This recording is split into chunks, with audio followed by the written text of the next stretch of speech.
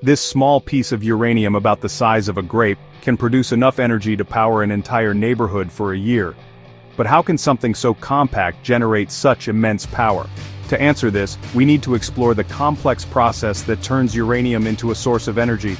From its discovery to the methods used to enhance its potential, we'll dive into how uranium is transformed into a powerful force for nuclear energy. This journey will reveal the science and technology behind how a small amount of uranium fuels homes, industries, and more across the globe. The discovery of uranium and its role in nuclear energy. Uranium, a heavy metal found naturally in the Earth's crust, has a fascinating history that stretches back to the late 19th century. The journey of uranium's transformation into a powerful energy source began in 1896, when French physicist Henri Becquerel discovered radioactivity. He observed that uranium emitted rays without any external energy, leading to the realization that uranium could potentially release energy in a way that had never been seen before. This discovery sparked the interest of other scientists including Marie and Pierre Curie, who later isolated radioactive elements like radium and polonium. In the following decades, the understanding of uranium deepened. In 1932, James Chadwick's discovery of the neutron laid the groundwork for understanding nuclear fission. 6 years later, scientists Otto Hahn and Fritz Strassmann, along with contributions from Lisa Meitner and Otto Frisch, demonstrated that uranium atoms could split when bombarded with neutrons. This process, known as nuclear fission, released an enormous amount of energy. It became clear that uranium with its potential for splitting atoms was key to unlocking a new era of energy production. This marked the birth of nuclear energy, a discovery that would go on to change the world. So, the process of uranium enrichment is actually pretty fascinating. Uranium, in its natural state, isn't ideal for nuclear fission due to its composition. It consists mainly of uranium-238, which accounts for about 99.3% of the total, and only a small fraction, around 0.7%, is uranium-235, the isotope needed for fission. This presents a real challenge to harness uranium's power for energy generation. In order to actually use uranium for nuclear energy, the proportion of uranium-235 must be increased. This process is known as enrichment. Enrichment really began to take shape during the Manhattan Project in World War II, where scientists developed methods to separate uranium-235 from uranium-238. Two primary techniques were used: gaseous diffusion and electromagnetic separation. Both methods, though effective, were honestly slow and energy-intensive. Gaseous diffusion relied on porous membranes to separate uranium hexafluoride gas into its isotopes, while electromagnetic separation used magnetic fields to divert the isotopes based on their masses. The real breakthrough came in the 1950s with the advent of gas centrifuges. These high-speed machines spin uranium hexafluoride gas at incredible speeds, using centrifugal force to separate the lighter uranium-235 from the heavier uranium-238. This method proved to be far more efficient and compact, revolutionizing the enrichment process and making nuclear energy more viable on a large scale. The journey from uranium ore to nuclear fuel is, well, quite fascinating. The process of turning uranium into usable nuclear fuel begins deep within the Earth, where uranium is mined from deposits in regions such as Australia, Kazakhstan, and Canada. These three countries together account for about 70% of the world's supply. Uranium is typically found in minerals like uranite or pitchblende, but often in pretty low concentrations. The extraction process starts with mining, which can either be done through open pit methods, where massive excavators remove layers of earth, or underground mining, where tunnels are dug to reach deeper deposits. In some cases, a technique called in situ leaching is used, where chemical solutions are injected into the ground to dissolve uranium from the ore, which is then pumped to the surface. Once extracted, the uranium ore is transported to processing plants where it is crushed into a fine powder to make it easier to separate the uranium from other minerals. This powdered uranium is mixed with acids or alkaline solutions in large steel tanks, a process that separates the uranium from impurities.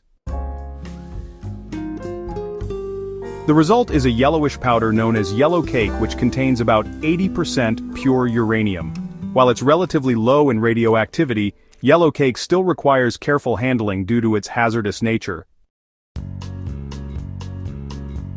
This yellowcake is then sent for further refinement to make uranium hexafluoride, a compound essential for the next stage of enrichment. Now first, like always, be sure to hit the like button down below.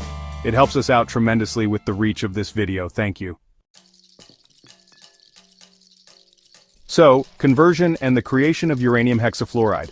Once uranium is extracted and processed into yellowcake, it is ready for the next step in its transformation into nuclear fuel conversion. The goal of this process is to turn the yellowcake into uranium hexafluoride, or UF6, a compound that is essential for enrichment. The conversion process starts by purifying the yellowcake to remove impurities such as sulfur, magnesium, or traces of other metals that could interfere with later stages. To achieve this, the yellowcake is mixed with hydrofluoric acid in high-temperature reactors. The resulting chemical reaction produces uranium hexafluoride gas. Uranium hexafluoride is a volatile compound which makes it ideal for enrichment since it can easily be turned into gas at relatively low temperatures, around 56 degrees. The gas is then cooled and stored in cylindrical steel containers, which are designed to handle the highly corrosive nature of UF6. So, safety is absolutely paramount in conversion plants, since uranium hexafluoride reacts violently with water, forming toxic compounds. To prevent any accidents, these plants are equipped with advanced filtration systems, ventilation, and sensors to detect any leaks. The conversion of uranium into uranium hexafluoride is, well, crucial, because it enables the next step. That's the enrichment process, where the uranium-235 isotope is concentrated to make it suitable for use in nuclear reactors or weapons. The enrichment process is all about separating uranium isotopes. The enrichment of uranium is a critical step that makes uranium-235, the isotope needed for nuclear fission, more concentrated. So natural uranium actually consists of about 99.3% uranium-238, which isn't easily usable for fission, and only about 0.7% uranium-235. To make uranium suitable for nuclear reactors or weapons, the proportion of uranium-235 has to be increased through a process called enrichment. In the past, techniques like gaseous diffusion and electromagnetic separation were used to separate uranium isotopes, but, these methods were pretty slow and really energy intensive. So the real breakthrough came in the 1950s with the development of gas centrifuges.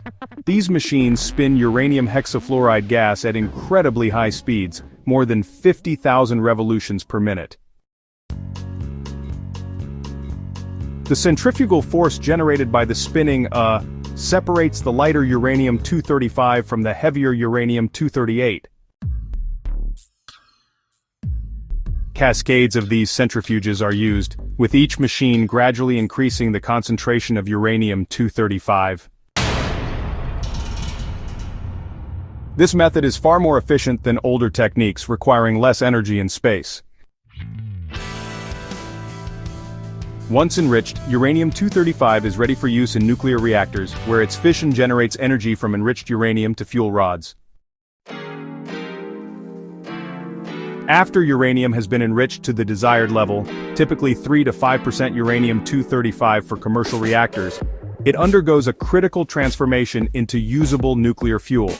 The enriched uranium is first converted back into uranium oxide, a stable solid, through a chemical process. This uranium oxide is then formed into small round pellets, each roughly the size of a coin and weighing about 7 grams.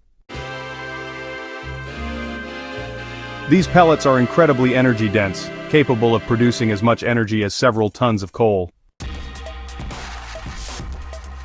Next, the uranium pellets are baked in high-temperature furnaces at around 1,400 degrees to make them dense and stable enough to withstand the extreme heat and radiation inside a reactor.